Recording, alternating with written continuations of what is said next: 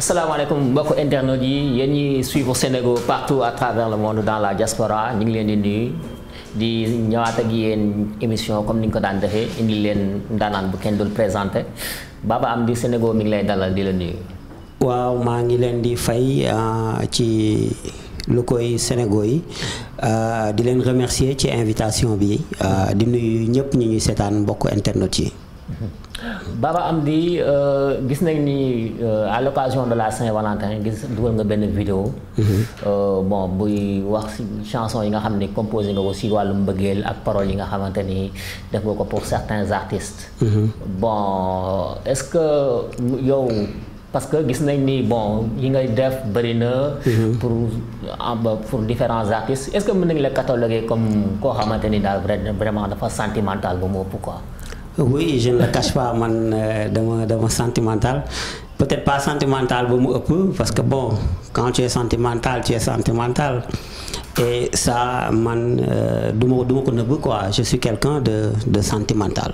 Oui, voilà. Tu as fait une sorte de musique, musique soft ou musique douce? Ouais, c'est vrai que tu fais des fois, je me dis, mais Baba, est-ce que tu as changé l'affaire?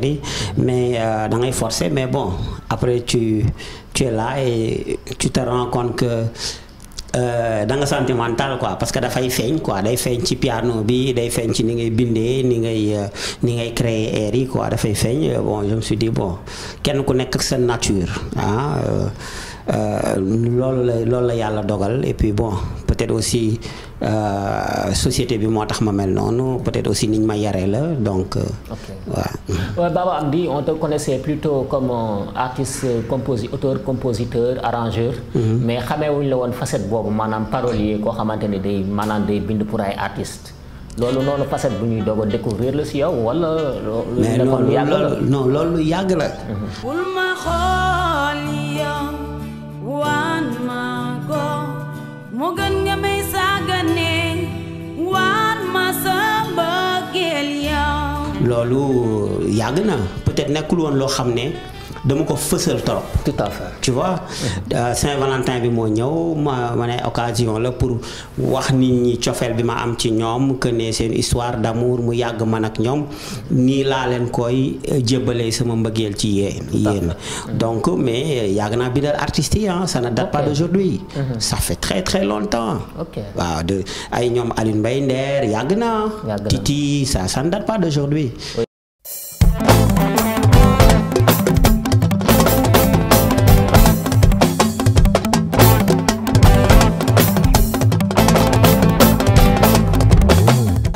vraiment ay grosses pointures yi nga xamante ne nii gis nañ ko ci vidéo bi mi ñoom Mbaye Nder ñoom Titi ba ci Wally Seck mi nga tudd sax d'ailleurs il a fait une sortie pour dire que à qui veut l'entendre que personne n'a jamais écrit de texte pour lui genre démenti daal en effet pour non je ne pense pas que Wally dina wax loolu je ne pense pas. C'est ce qu'il a dit on l'a même publié dans non je n'y crois pas c'est pas quelque chose boo xam ne dama gëm ne Wally dina wax loolu je ne pense pas.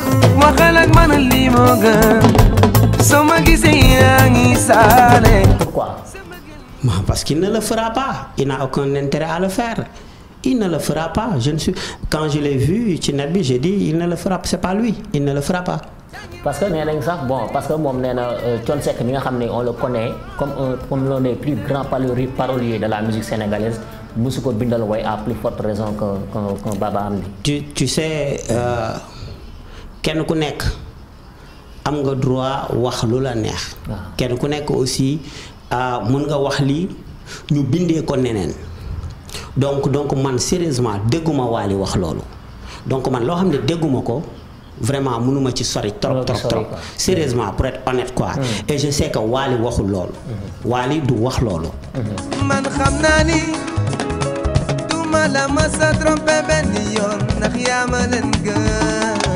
xam nga Wally du miir naa rek laa ko bindal cëgin maa ko bind ça ne date pas d'aujourd'hui. Ça ne date pas non ça ne date pas d'aujourd'hui donc je sais que du wax loolu wala peut-être am na neneen nu mu ko bëgg nu mu ko waxee gars yi daal di koy interpréter neneen mais je suis tellement sûr que il ne dira pas ça.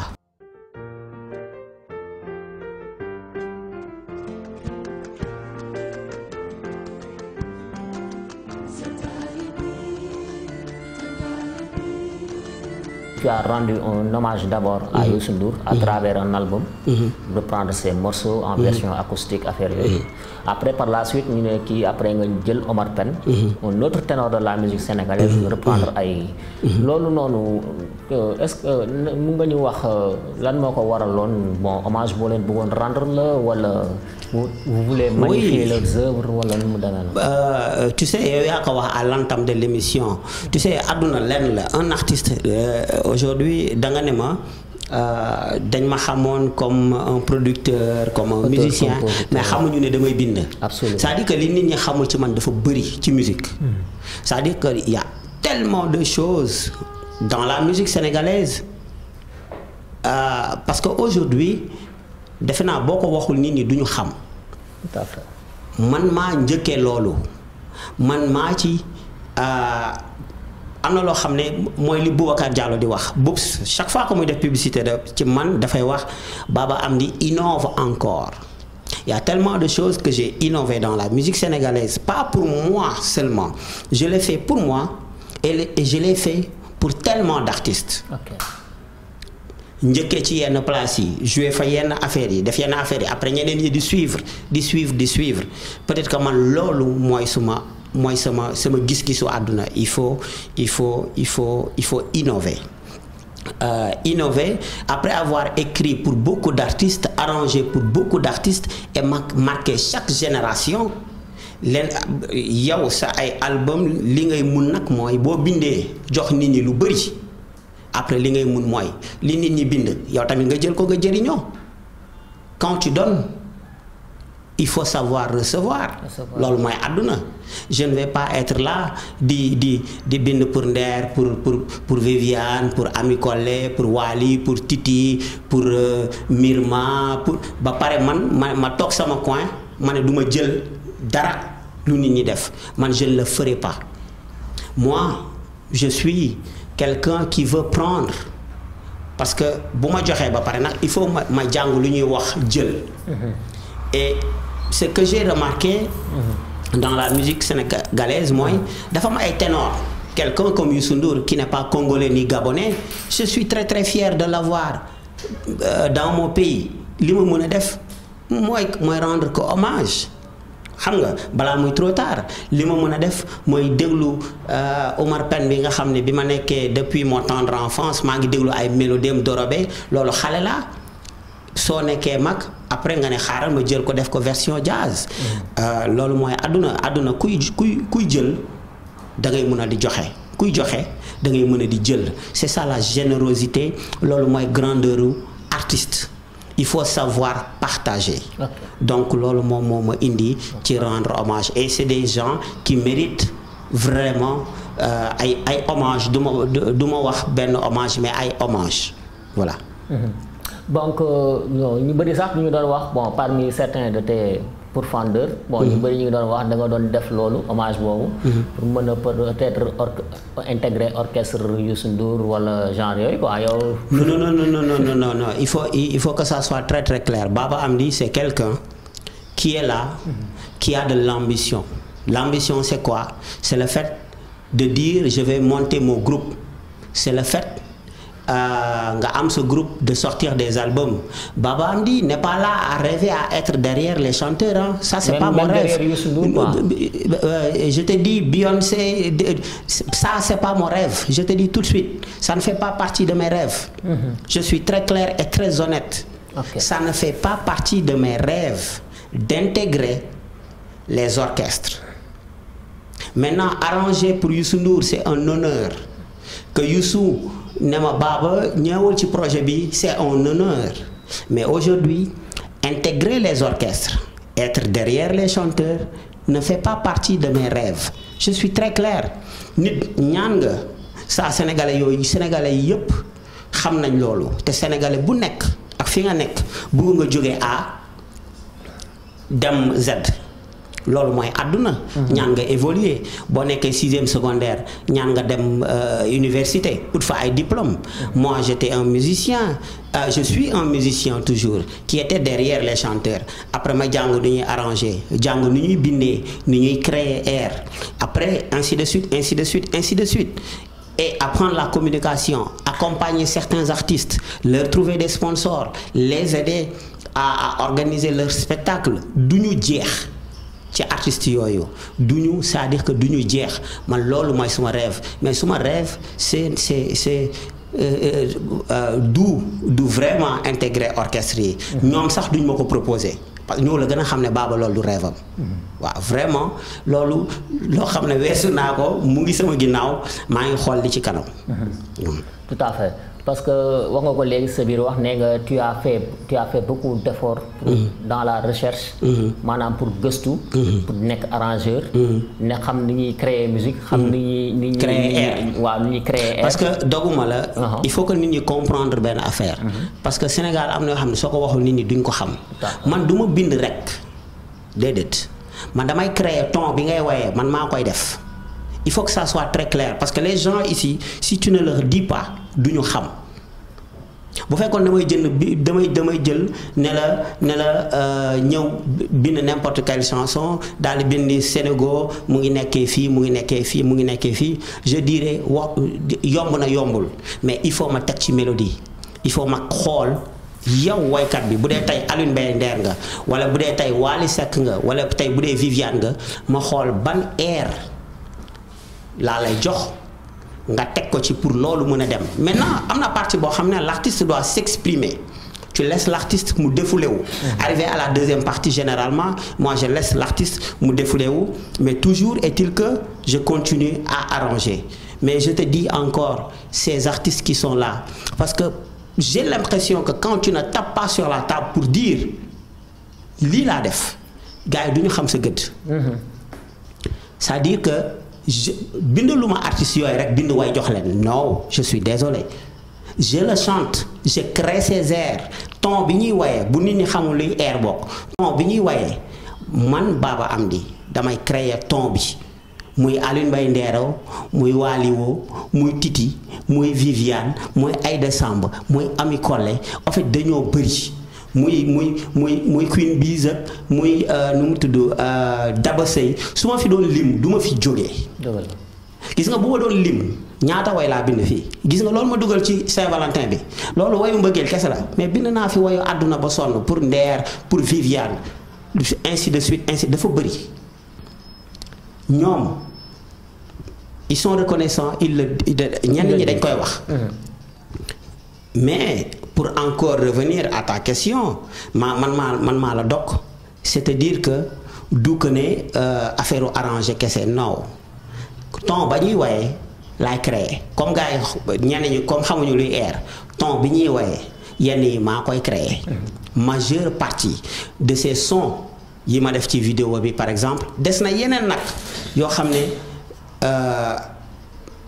noonu la demee nit ñi xam nañ ma ci loolu musiciens yi xam nañ ma ci loolu peut-être le grand public xamaguñ ko woon parce que parfois tu es dans ton coin tu ne dis rien. Tu ne dis rien.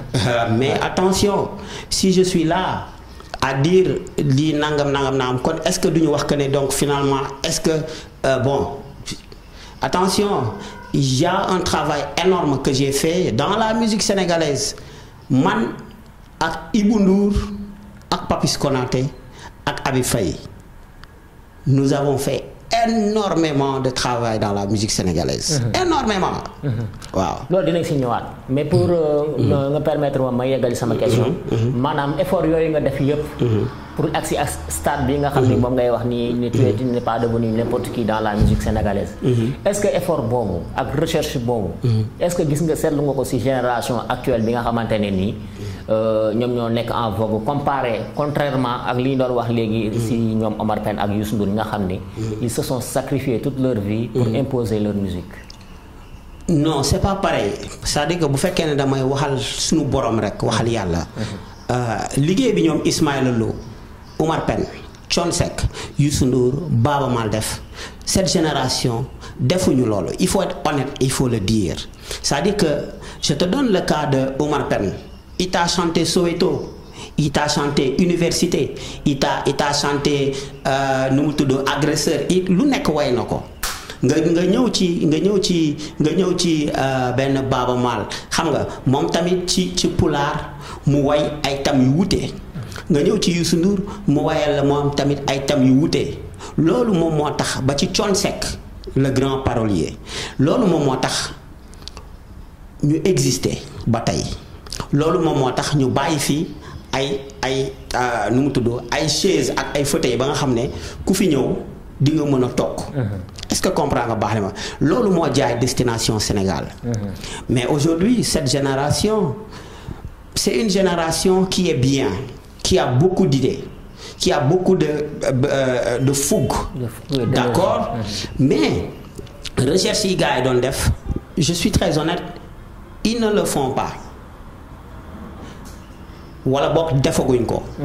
Man personnellement en tant que musicien j'admets que effort yi Habib Faye def ci recherche musicale man Baba Amdi defuma ko. Dans la vie il faut être honnête. Absolument. Effort yi nga xam ne moom la Oumar Sow def man defuma ko seulement j'ai eu la chance tomber ak génération boo xam ne y a l'internet y a beaucoup de chaînes de télé. Mais ceci ne veut pas dire que je suis plus doué que Habib Faye. Habib Faye est plus doué que 10 000 fois. ñooñu gën a doué. Moi je le reconnais. Maintenant boo ñëwee ci waykat yi ñooñu li ñu doon def ci recherche musicale loolu moo tax tey jii soo demee Bercy nga xam ne ça c'est une histoire qui date de 40 ans, de 35 ans de travail.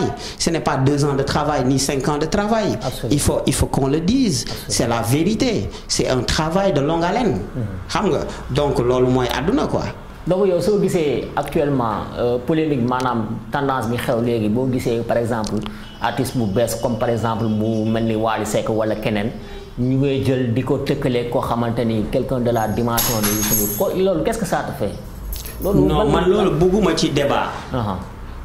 Sérieusement je ne veux pas bëgguma ci débat pour ne frustrer personne. Pour ne frustrer personne. Waaw je ne veux pas en débattre. Pour être c'est pas un débat pour toi. C'est pas un débat. C'est pas un débat. Non. Tout à fait mais ñu ñëw toujours si différence bi nga xamante ne ni moo am si ténor yi ak génération actuelle. Parce que boo gisee ñoom Youssou Ndour ay Omar Pène ak grand yi nga xamante ne ñoom Assane Ndiaye ils se sont entourés de grands arrangeurs de grands instrumentistes. lim nga ko léegi ay Omar Sow. ay Habib Faye. xam nga ay Papis Konaté et consorts. waaw mais il faut dire aussi que cette génération. mais est-ce que gëdd boobu ñu joxoon arrangeurs yi ak instrumentistes yi. est-ce que ba léegi mi ngi am. Je ne suis pas très sûr. Je sais qu'ils ont des arrangeurs. Boo gisee musique am nga xam ni. il met au devant de la scène. ces instrumentistes. waaw mais nag contexte yooyu dafa ute un peu. xam nga c'est cette génération. am na ci ñoo xam ne am nañu ay arrangeurs il faut être honnête. Wally a un arrangeur. Tu vois, Papis Ndiaye est très très bien. C'est quelqu'un. waaw il est très très bien man sama dëgg laay wax ak sama aqula taala. Papis Ndiaye, il est très très bien, c'est un arrangeur. Tu viens sur le cas de Pape Diouf. Pape Diouf a Jules Diop, il a Papis Konaté, il a des musiciens aujourd'hui. Maintenant, la question mooy est-ce que waykat bi jox na gëdd arrangeur bi? Je sais que du question gëdd, c'est une question de générosité. Ce que Youssou Ndour faisait avant et ce que Oumar Pène faisait avant. Au temps de Oumar Pène bu joué waan day tourner daal di ne Bob Sen. daal di tourné daal di ne Lapa Diagne. daal di tourné daal di ne Thio Mbaye. Tout à fait. ainsi de suite wane ay musiciens am. Youssou Ndour aussi faisait pareil da daan tourné daal di ne Mbaye Dieye Faye daal di jékki-jékki ne Habib Faye xam nga pour moi c'est l'un des plus grands bassistes au monde daal di ne Jimmy Mbaye.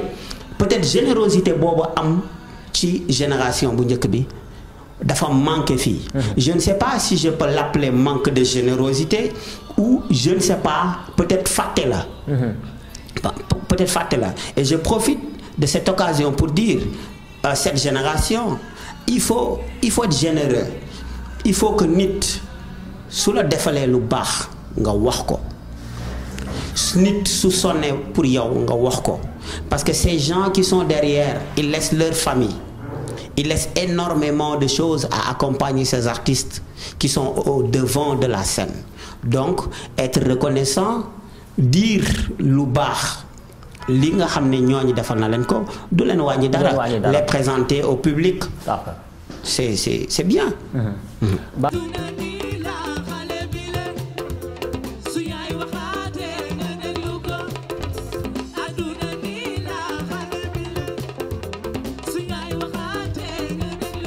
Bon, gis nañ Abiba. Une fille qui monte en puissance, machallah. lan nga gis ci moom ba waral nga ne da nga bëgg a liggéey ak moom est-ce que dafa am loo gis ci moom benn talent wala lan nga gis ci moom ba yaakaar ni à son jeune âge parce qu'elle a 15 ans. 16 ans. Voilà. Lan mën nga ñu expliquer en fait collaboration bi quoi. C'est une fille qui a énormément de talent. Elle a beaucoup de talent à son âge. Je me suis dit, si à cet âge, talent bi la am, dans 10 ans, Inch'Allah, elle peut amener la musique très très loin. Elle peut amener la musique très très loin. Aujourd'hui c'est le 8 mars, journée de la femme. Tenene ya ko jural do mom yaay Muhammad ndaxte jigéen bul saaga bul dóor yaay di ko neexal bu dëgg jotee ngeen waxtaan amal yërmande ci moom di ko suturaal.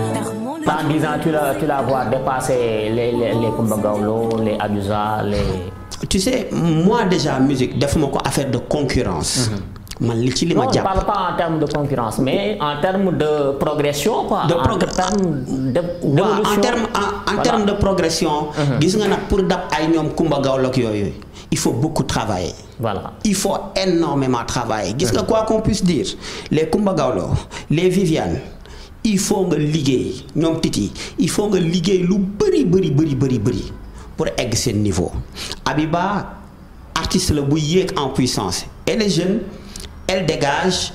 C'est une fille qui a beaucoup d'idées. Quand tu discutes avec Abiba, tu as l'impression de discuter avec une femme qui a 20 ans. Et bon, après, si on réfléchirait, son père est enseignant, sa maman aussi. Il y a l'entourage qui joue. Il y a l'entourage qui joue. Donc, moi, je me dis que qui de femme à venir. Ni may toogee xalaat bind benn way laa li na waykat bi morceau bi de gis naa ci diw. Ça veut dire que je le fais pour mon pays, je le fais pour l'art, je le fais pour la passion, je le fais pour man Baba Hamdy. Mais en premier, je participe, je contribue à l'évolution, à la vente de la destination sénégalaise. Pour moi, c'est important. Et lu tax ma ne c'est important parce que way yooyu nga bindal nit ñi air yooyu ngay defar pour nit ñi c'est sponsor yooyu ngay décrocher pour certains artistes ces idées pour xool naka ngay communiquer pour artiste bi pour mu jàll téewuma ko pour man kese suñ doon lim artistes yi dañu bëri pour loolu donc ma ne attention Abiba mii kat ku teel a def ci moom dara mën na yóbbu turu Sénégal fu sori loolu moo tax ma naw Youssou Ndour loolu moo tax ma bëgg ko je ne le cache pas. C'est une référence pour moi. Et c'est une référence de tout un peuple. C'est une référence pour le continent africain. Il vend la destination sénégalaise. Il vend la destination africaine. Parce que tout simplement, dafay tek ay affaire, day tek ay djego. Djego yoyu, su kay tek, moi je copie sur lui. Ci mom la jangé lan moy générosité ci mom la gissé né il a pris ses sous, il a produit des artistes. J'ai dit c'est bien, je vais copier cette personne, je veux ressembler à cette personne. C'est un travail maintenant liggéeyal sa bop kessé du yaa ngi liggéeyal Sénégal mais liggéeyal sa bop di jappalé doomu Sénégal lolu moy liggéeyal Sénégal. Et encore une fois j'ai vu que Abiba ku ko jappalé elle peut aller très très loin comme ay yenen moromam yi. Moi amna benen artiste bu ñu woyé Kamal artiste la bo xamné il est de Tivaouane, c'est un excellent chanteur soko déggé muy way tu as la chair de poule da nga nan ki filé ci kanam da fay mëna yobbu touru Sénégal ci kanam. Amna benen artiste qui est mon neveu Bambali qui chante très très bien muy doomu Mapenda Seck.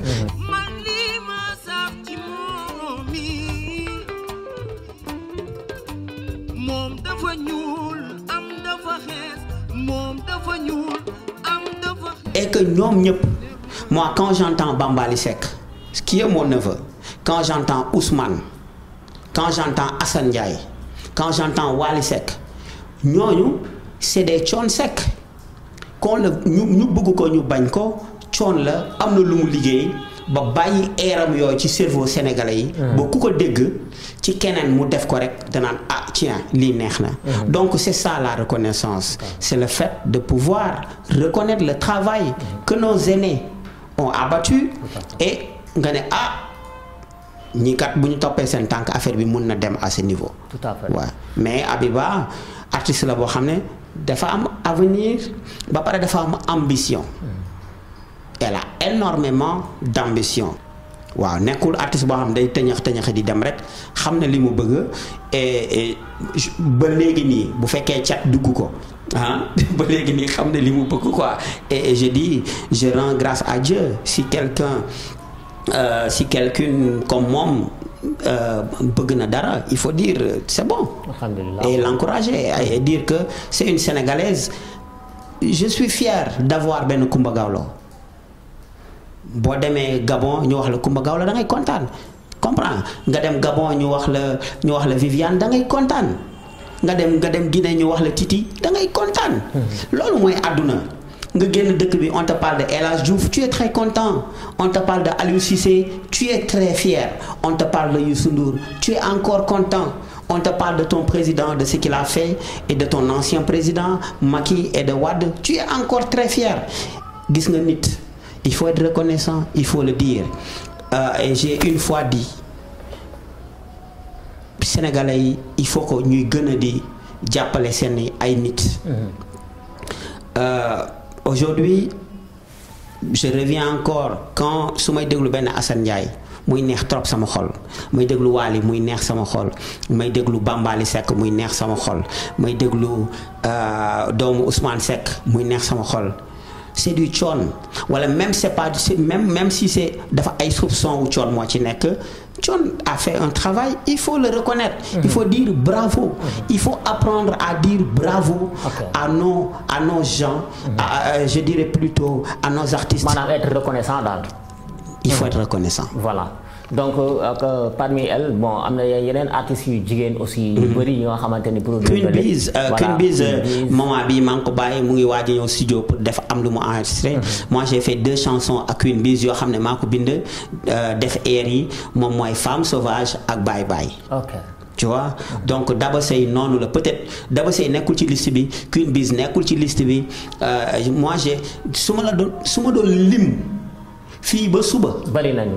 donc duñ fi jógee émission bi du jeex. Tout à fait. man morceau mbëggee li laa dugal. Attention. non y en a d'autres. dafa bëri c'est énorme. Tout à fait. Je ne me vante pas mais j'ai l'impression que Sénégal si tu ne dis pas li nga def duñ ko xam. Émission bi may na la occasion nga wax ko bon donc on ne peut que s'en féliciter. Bon mais lan moo tax à chaque fois Baba Amdy. lu ëpp lu muy collaborer ak les certaines artistes femmes. di am coow lan moo tax Baba Amdy boo. non man ku ma collaborer non du question boo gosse. non parce que à chaque fois que Baba Amdy am collaboration ak une artiste femme. bon day coow li day bëri quoi loolu daf ñu xaw a jaaxal et puis ce n'est pas la première ni la deuxième fois. bëggoon nañ xam lan moo tax. non coow li dafa mës a bëri.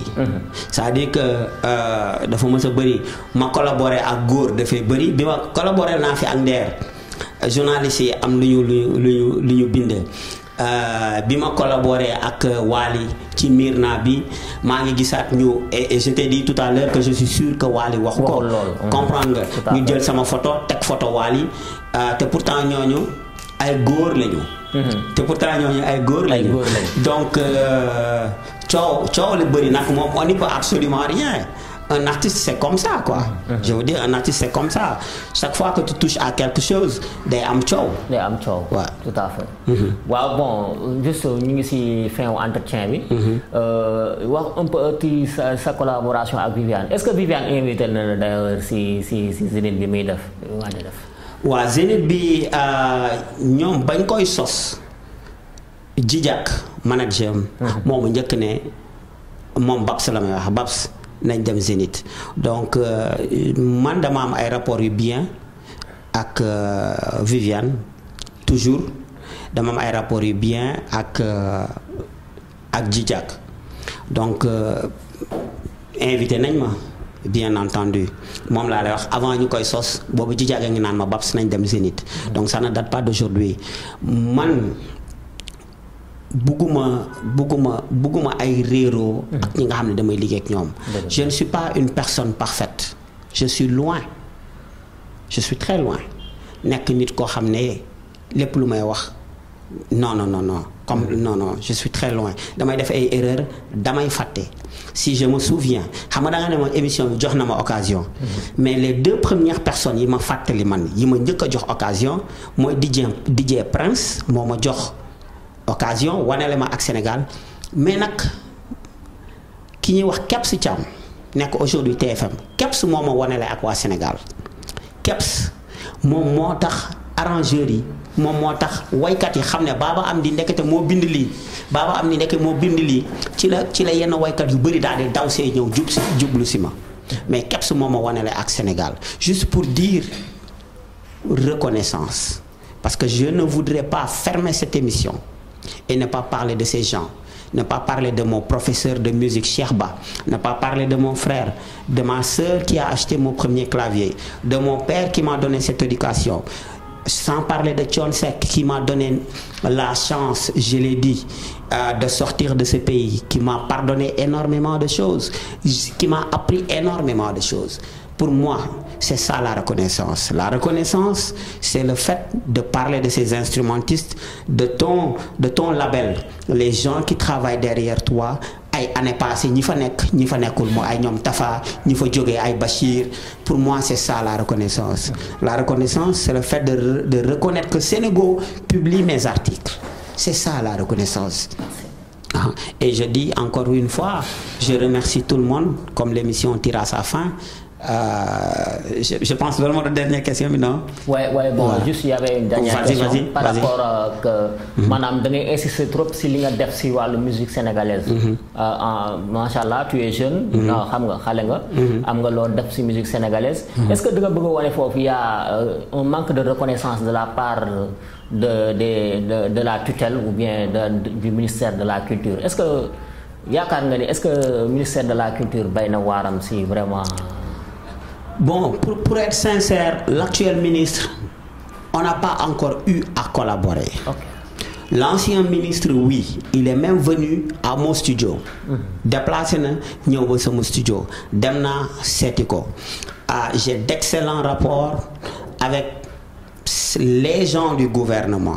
Chaque fois que le gouvernement toog fii sérieusement daf may reconnaître su ma toogee fii ma ne les gens du gouvernement reconnaître uñ ma damay wax lu ma neex. C'est des gens yoo xam ne respecté nañ ma jox nañ ma sama cër su ma yëkkatee sama téléphone ministre bu ma si woo di ma faale fu ma bugg dugg ak ñoom dinaa fa dugg ak ñoom parce que xam nañ ne lenn rek moo ma soxal c'est de vendre la destination de mon pays et de pouvoir vivre de mon art parce que vivre de mon art moom mooy tax sama njaboot ak keneen dund si ak jamono nag dafa metti les temps sont très durs les choses ne sont pas faciles il faut se battre tous les jours mais sinon sànq yaa ngi fi ci àdduna di jaay say orange ci angle bi doo am problème mais boo jëlee ay conteneur di ko indi wala nga naan yaa ngi koy yóbbu coow dina la dikkal loolu mooy àdduna j'assume je sais que la vie est comme ça j'assume mais nag du que ne gouvernement bi reconnaître li may liggéey non je suis très honnête et je suis très sincère le gouvernement sénégalais su may def benn affaire xàmmee nañ bu baax parfois avant ma leen di woo parfois ñoom ñooy yëkkati seen téléphone wool ma seen bopp la presse aussi n'arrête pas de me soutenir je suis très sincère dans mes mots depuis que le Sénégal est Sénégal boo jëlee histoire du Sénégal nga jël instrumentiste yi Baba Amdy sañul taxaw fii ne je ne suis pas comment dirais-je encore, j'ai oublié le mot. Reconnu quoi. Waaw, je ne suis pas reconnu et je ne suis même pas en fait terme bi laa fàtte quoi. Journaliste yi saa bu ma wootee ñoom ñëppay ñëw RTS 1 RTS 2 Sénégal ñëppay teew donc ça may saluer encore presse bi. Médiatisation bi maanaam. Voilà. Je suis médiatisé. Voilà. Je suis médiatisé, c'est pas grâce à moi, c'est pas grâce à mon travail, c'est grâce à la presse. Je t'ai dit, Kebs animatrice la moom moo ma wane la DJ Prince moo ma njëkk a tendre micro ñooñu ñoo ma wane la ak Sénégal. C'est la 2STV qui a tout débuté avec moi sur leur plateau de télé. C'est Ngone Ndour, c'est Ibrahima Ndour, TFM. Moo tax par exemple yenn xale yu ndaw yi xam ils ont fait de moi président du jury de Sen Petit Gallé. Tu sais mon histoire parcours la fii laa tàmbalee fii laa jógee maa ngi fii instant bi fii léegi yàlla dañu fi bàyyi maa ngi fii je souhaite suñu borom may ma sama liggéey di jëm kanam mais pas être derrière comme tu l'as dit à l'entame de l'émission non. Toujours devant quoi. Non, nit ku nekk ñaan nga dem ci kanam. Tout à fait. Il faut rêver, il faut voir grand. Loolu mooy tax sa ay doom xool ko ba bëgg lu nuróol. Maintenant, je ne suis pas parfait. Je reconnais que je ne suis pas parfait. Je fais des erreurs, mën naa wax juum. Fàtte tudd turu nit. Mën naa wax daldi wax erreur. Mën naa wax daldi ne foog ne li ma wax baax na ndekete man def naa toj. Personne n'est parfait suñu borom rek moom moo dul juum mais sinon ñun ñëpp ay juum on n'est pas parfait mais on essaie de faire de notre mieux pour aller de l'avant. Moi je pense que nit loolu rek ngay ñaan ci àdduna. Baba Amdy ñu ngi lay gërëm di la sant. maa ngi leen di gërëm bu baax Sénégal je vois liggéey bi ngeen di def surtout ci man aussi ak équipe bu Mille Mélodies maa ngi remercier aussi Mohamed mi nga xam ne sama assistant la mooy liggéey ak man ci boy yi nekk ci studio bi la nekk donc di remercier ñëpp ñi nga xam ne ñoom laa liggéeyal ñoom 50 ñoom Moussa ñoom Tafa ñi fa nekkoon ñi fa nekkul Pathé Aliwan et je remercie je salue suma yaay lu bëri dafa bokk ci sama carrière dafa bokk ci li ma boosté sama papa noonu ak sama benn mag boo xam ne nekkatul ci àdduna ak ki nga xam ne dugal na ma ci musique mooy ndaxte ak sama sœur bi njëkk a jënd sama clavier bu ndaw mu jënd ko 25000 après mu jënd beneen clavier buy jar 75000 et histoire la yoo xam ne dafa neex nga koy fàttali. nit ñi nga xam ne dañ ma dimbali ci sama carrière man sénégalais yi dañ ma jàppale man duma toog fii ne personne ne m'a aidé sañuma loolu su ma génnee fii suñu borom daf may duma man dañ may dimbali ba ma toll fii dañ may dimbali di ma dimbali maintenant lépp matul parfois du yëpp mooy parfait tu vois les femmes m'ont beaucoup aidé. Les hommes m'ont beaucoup aidé. Mes gouvernements m'ont aidé. Certains de mes gouvernements. Du ñëpp. Je t'ai dit ministre bi amaguma ak moom benn demlante mais ñi fi jotoon toog am naa ak ñoom demlante ak waxtaan mais moi on m'a aidé je ne suis pas quelqu'un qui va dire personne ne m'a aidé je n'ose pas le dire. Yàlla ma ci yàlla musal ñëpp a ma jàppale. Donc nag yëpp matul encore une fois yëpp matul àdduna noonu la parce que tant que yaa ngi jéem di nga am bor di nga feebar di nga nekk ci coono di nga nekk ci tolof tant que yaa ngi jéem di nga nekk ci bor di nga nekk ci coono di nga nekk ci tolof di nga banque ça fait partie de la vie. Maintenant l'essentiel mooy nga am foi gëm suñu borom gëm ne sa dëkk bu baax la mën nga fi def lu bari ndax jàmm mu ngi fi bu jàmm amee rek ak santé lépp day ñëw incha allah.